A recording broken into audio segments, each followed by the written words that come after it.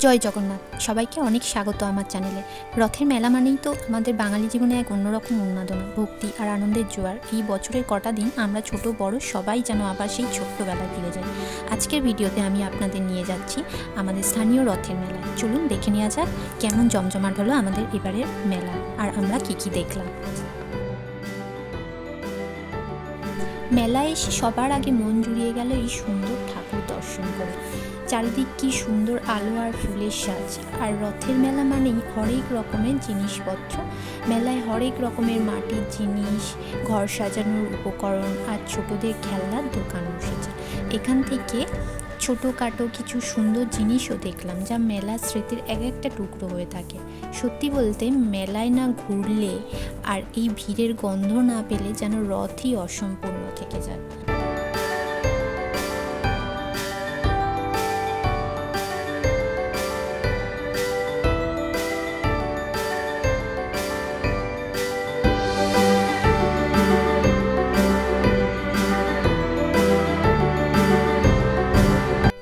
মেলার এই দিকটা ছিল মেয়েদের বিভিন্ন জুয়েলারির দোকান, তারপর ছিল বাচ্চাদের খেলনার দোকান, আর ছিল ঘর সাজানোর বিভিন্ন রকম জিনিসপত্র।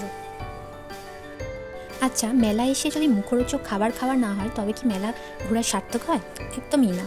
এখানকার গরম গরম জিলিপি আর হরেক রকমের মেলার খাবার দেখলে কার না জিভে জল আসে বলুন তো।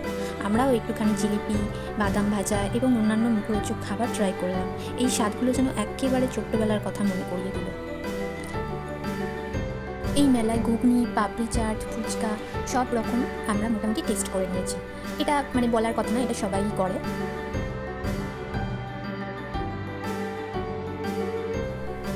আর সত্যি কথা বলতে এই পুতুলগুলো অ্যাকচুয়ালি এগুলো চাঁদের রিং ছিল। আমার কিন্তু ভীষণ কিউট লেগেছিল।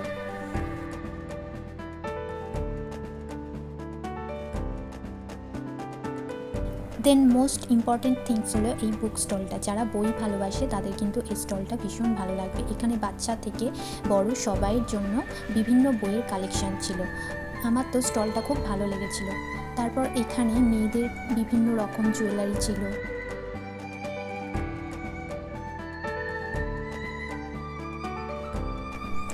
আমার কিন্তু বেশ ভালো লেগেছিল এই আর্টিফিশিয়াল ফুলের স্টলগুলো।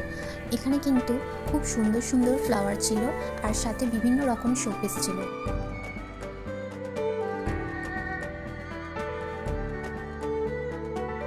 বেশ কিছুক্ষণ মেলায় ঘুরে আড্ডা দিয়ে এবং দারুণ কিছু সময় কাটিয়ে এখন বাড়ি ফেরার পালা।